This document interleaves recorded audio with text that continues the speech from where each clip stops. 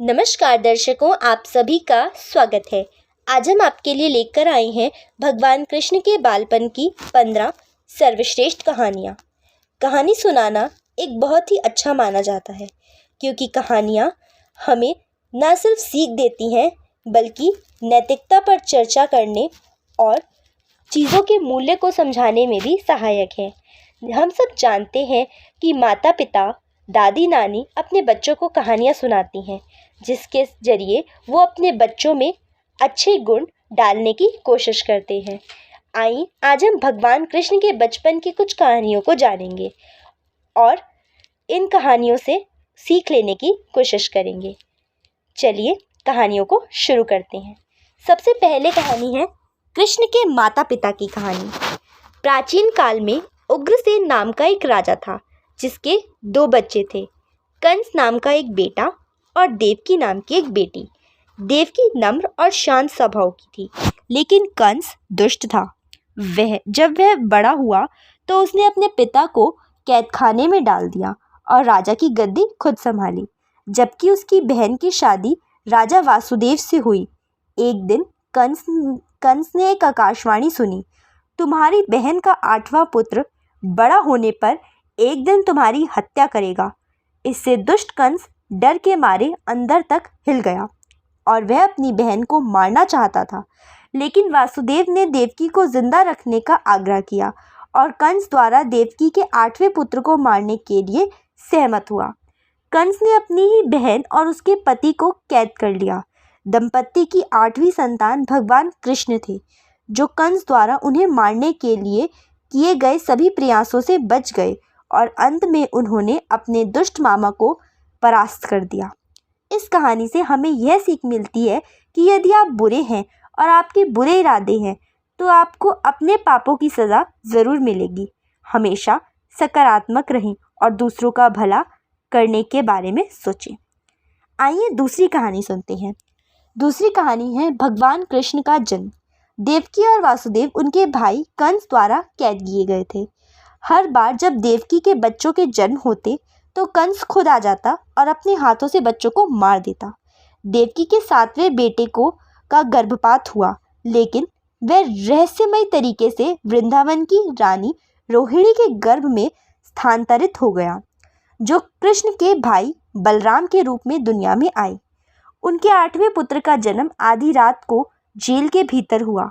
यह भगवान कृष्ण थे और उस विशेष दिन को जन्माष्टमी के रूप में मनाया जाता है। इस कहानी से हमें यह सीख मिलती है, अगर कुछ अच्छा होना है तो वह होकर रहेगा। अच्छाई हमेशा बुराई पर हावी होती है। तीसरी कहानी है वासुदेव ने कृष्ण जीवन को कैसे बचाया।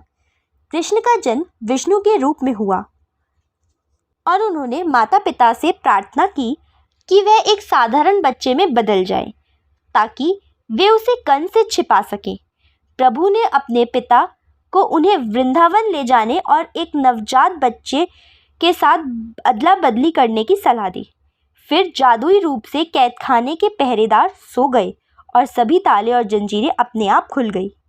वासुदेव छोटे कृष्ण को लेकर वृंदावन के लिए रवाना हो गए। जब वह यमुना नदी के तट पर पहुंचे तो उन्होंने देखा कि नदी में बाढ़ आ गई थी। अपने सिर पर छोटे कृष्ण को रखते हुए जैसे ही वासुदेव ने नदी को पार करने का प्रयास किया और पानी ने जैसे ही श्री कृष्ण के पैर के अंगूठे को छुआ, यहाँ पर भी रहस्यमय तरीके से नदी का पानी पीछे हट गया, जिससे वासुदेव अपनी यात्रा पूरी कर सके। वह फिर यशोदा के घर पहुँचे, बच्चों की अदला बदली की और बच्ची के साथ वापस कैदखाने लौट गए। देवकी और वासुदेव को उम्मीद थी कि कंस लड़की को छोड़ देगा, क्योंकि भविष्यवाणी थी कि एक लड़का कंस को मारेगा। लेकिन कंस ने परवाह नहीं की। उसने बच्चे को उनके हाथों से छीन लिया और उसे एक पत्थर पर फेंक कर मार दिया। लेकिन लड़की देवी दुर्गा में बदल गई और उन्होंने कंस को बताया कि कृष्ण जीवित है और उसे उसके बुरे कर्मों के लिए दंडित करेंगे। सीख: कभी कभी शक्तियाँ खुद के नियंत्रण से परे होती हैं। यदि आपको केवल बुरे इरादे हैं तो आप कभी भी सफल नहीं होंगे। चौथी कहानी है कृष्ण और राक्षसी पूतना की। कृष्ण के मामा कंस उसे मारने के लिए बेताब थे, इसलिए उन्होंने पूतना नामक एक राक्षसी को यह कार्य सौंपा। राक्षसी ने एक सुंदर महिला का रूप धारण किया और उस कमरे में जा पहुंची जहाँ कृष्ण थे। उसने अपने स्तनों पर जहर लेपा हुआ था और कृष्ण को दूध पिलाने का अनुरोध किया। कृष्ण की माँ को उसके असली इरादों का पता नहीं था और उन्होंने पूतना को दूध पिलाने की अनुमति दे दी, लेकिन कृष्ण ने अपनी आंखें बंद कर ली और जैसे राक्षसी के जीवन को चूस लिया, जिससे उसकी मृत्यु हो गई। विष ने कृष्ण का कुछ नहीं बिगाड़ा, लेकिन कृष्ण को दूध पिलाने का अच्छा कर्म करने के कारण पूतना की आत्मा को मुक्ति मिल गई। सीख: कभी भी किसी को जानबूझकर चोट नहीं पहुंचानी चाहिए, क्योंकि आपको इसके लिए भुगतान करना पड़ेगा। पांचवी कहानी है भगवान कृष्ण का मक्खन पसंद करने की। भगवान कृष्ण को माखन बहुत पसंद था। वृंदावन शहर में हर कोई उनकी शरारतों और मक्खन चुराने के प्रयासों से वाकिफ था, इसलिए उन्हें माखन चोर कहा जाता था। कृष्ण की माँ यशोदा कृष्ण से माखन को छुपाने के लिए उसे ऊंचाई पर बांध देती थी। एक बार जब यशोदा आसपास नहीं थी तो कृष्ण ने अपने दोस्तों को बुलाया। वे एक दूसरे के ऊपर चढ़ गए और कैसे भी वे मक्खन के बर्तन तक पहुंचने में कामयाब रहे। सभी ने मिलकर मक्खन से भरा बर्तन नीचे उतार लिया और बड़े मज़े से मक्खन को मिल बांटकर खाया। लेकिन दुर्भाग्य से उन्हें एहसास नहीं हुआ कि यशोदा वापस आ गई है। कृष्ण के सभी दोस्त वापस अपने घरों में भाग गए, लेकिन कृष्ण को शरारती होने के कारण फटकार पड़ी। सीख: हमेशा अपने से बड़ों की बात माने और कभी चोरी ना करें। आइए जानते हैं छठी कहानी, भगवान कृष्ण और माता यशोदा की। भगवान कृष्ण शरारती थे और उनकी माँ यशोदा उनकी शरारतों से थक चुकी थी। एक दिन उन्होंने कृष्ण की हरकतों को रोकने के लिए उन्हें बांधने का फैसला किया। यशोदा उन्हें बांधने के लिए एक रस्सी लाई, लेकिन उन्हें एहसास हुआ कि रस्सी बहुत मोटी थी। वह फिर एक बड़ी रस्सी ले आई, लेकिन वह भी छोटी पड़ गई। इसके बाद तीसरी रस्सी लाई, लेकिन वह भी कम पड़ गई।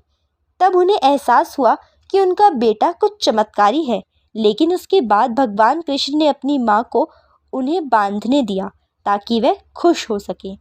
सीख: चमत्कार में विश्वास करें, वे हो सकते हैं। हमेशा ऐसे काम करें जिससे आप अपने माता पिता को खुश कर सकें। सातवीं कहानी है कृष्ण मिट्टी खाते हुए। एक दिन कृष्ण और उनके बड़े भाई बलराम बगीचे में फल और जामुन इकट्ठा कर रहे थे। क्योंकि कृष्ण अभी भी छोटे बच्चे थे, वह पेड़ों तक नहीं पहुंच सकते थे, इसलिए उन्होंने ज़मीन से मिट्टी उठाई और अपने मुंह में भर ली। दूसरे बच्चों ने यह देखा और उनकी माँ से शिकायत की। यशोदा उनके पास दौड़ी आई और उन्होंने कृष्ण से पूछा कि क्या उन्होंने मिट्टी खाई है। उन्होंने ना का इशारा करते हुए सिर हिलाया।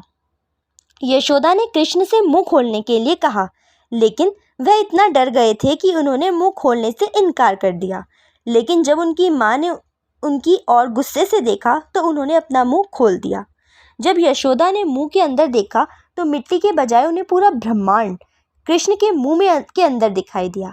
सितारे, आसमान, पहाड़, महासागर, सब कुछ। वह आश्चर्यचकित हो गई और कृष्ण मुस्कुराते रहे। तब यशोदा को एहसास हुआ कि वह कोई साधारण बालक नहीं है, स्वयं भगवान है। सीख: हमेशा अपनी माँ की बात माने और कभी झूठ ना बोलें। आठवीं कहानी है कृष्ण और कालिया नाग। एक दिन जब कृष्ण और उनके दोस्त यमुना नदी के किनारे खेल रहे थे, तब उनकी गेंद नदी में गिर गई और जहां 110 सिर वाले नाग कालिया राज करते थे और अपने परिवार के साथ रहते थे। कृष्ण ने गेंद को पुनः प्राप्त करने के लिए गोता लगाया, लेकिन कालिया ने अपने जहर से पानी को जहरीला बनाना शुरू कर दिया। कृष्ण ने उसका सामना किया और उसे उस पानी को जहरीला ना करने के लिए कहा, लेकिन कालिया ने मना कर दिया। तब कृष्ण ने उससे लड़ने और उतने बड़े नाग को पराजित कर उसके सिर पर नृत्य करने लगे। उन्होंने सर्प को नदी छोड़ने और कभी वापस न आने का आदेश दिया। सीख, युद्ध की तुलना में शांति एक बेहतर उपाय है। 9वीं कहानी है भगवान कृष्ण और अरिष्टासुर। एक दिन वृंदावन में एक विशाल बैल आया और उसने लोगों पर हमला करना शुरू कर दिया। किसी को नहीं पता था कि वह कहाँ से आया था और हर कोई अपनी जान बचाने के लिए इधर उधर दौड़ने लगा। वे फिर कृष्ण से मदद मांगने आए। जब कृष्ण बैल के सामने आए तो उन्हें समझ आया कि यह वास्तव में एक राक्षस है, लेकिन कृष्ण शक्तिशाली होने के कारण बैल से निपटने और उसके सींगों में छेद करने में कामयाब रहे। जब लड़ाई समाप्त हो गई तो दानव ने बैल के शरीर को छोड़ दिया और प्रभु के सामने झुक गया। उसने बताया कि वह भगवान बृहस्पति का शिष्य था और उसे राक्षस बैल बनने का श्राप मिला था क्योंकि वह अपने शिक्षक का सम्मान नहीं करता था। सीख, अपने बुजुर्गों और शिक्षकों की आज्ञा का हमेशा पालन करना चाहिए। 10वीं कहानी है कृष्ण और केशी। जब कृष्ण ने दानव बैल अरिष्टासुर को पराजित किया तो नारद नामक एक ऋषि कंस के पास गए और उन्हें बताया कि कृष्ण वासुदेव और देवकी से पैदा हुए 8वें पुत्र हैं और यह देवनिर्दिष्ट है कि वे कंस को मारेंगे। इससे कंस को गुस्सा आया और उसने कृष्ण को मारने के लिए लंबे बालों वाले घोड़े केशी को बुलाया।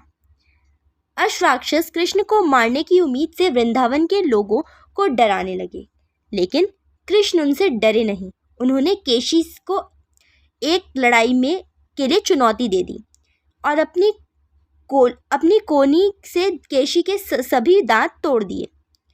कृष्ण ने तब राक्षस घोड़े को गला दबाकर उसे मृत्यु के घाट उतार दिया और उसके बाद कृष्ण को एक नया नाम दिया गया, केशव, जिसने केशी को मार दिया था। सीख, डरो मत, डटे रहो। 11वीं कहानी है भगवान कृष्ण और भगवान ब्रह्मा की। भगवान ब्रह्मा के बाद कृष्ण पर एक चाल चलने का फैसला किया। उन्होंने कृष्ण के सभी दोस्तों को कहा कि वे गायों को ले जाएं और एक गुफा के अंदर छिपा दें। जब कृष्ण को कोई नहीं मिला तो उन्होंने अपने सभी मित्रों के अवतार ले लिए और वृंदावन लौट आए। घबराकर और परेशान होकर भगवान ब्रह्मा जब वृंदावन आए तो कृष्ण को सभी के रूप में देखकर उन्होंने महसूस किया कि उन्हें कृष्ण की परीक्षा नहीं लेनी चाहिए थी। सीख, आपको हमेशा अपने दोस्तों की मदद करनी चाहिए। 12वीं कहानी है भगवान कृष्ण और पहाड़ी। भगवान इंद्र बारिश के देवता हैं और इसलिए सभी लोग समय पर वर्षा के लिए उनकी पूजा करते थे। लेकिन एक वर्ष भगवान कृष्ण ने सुझाव दिया कि ग्रामीणों को गोवर्धन पहाड़ी की पूजा करनी चाहिए। इससे भगवान इंद्र बहुत क्रोधित हो गए, इसलिए उन्होंने वृंदावन पर तूफान उठा दिया। लेकिन कृष्ण ने गोवर्धन पहाड़ी को एक उंगली पर उठाकर अपने लोगों की रक्षा की।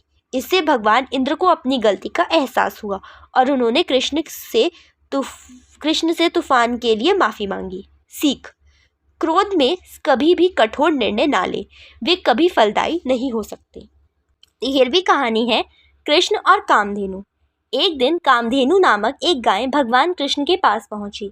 कामधेनु ने कृष्ण से कहा कि वह देवलोक नामक स्थान से आई है, जो स्वर्ग का राज्य है।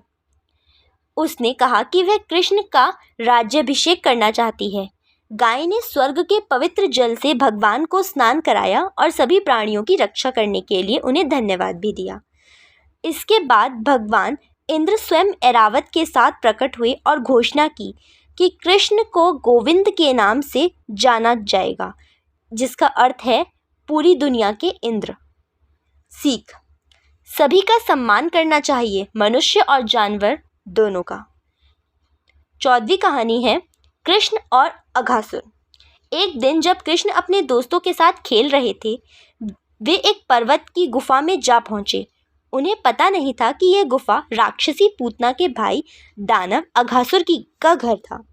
अघासुर ने कृष्ण और उनके दोस्तों को मारने के लिए एक विशालाकाय सांप का रूप ले लिया।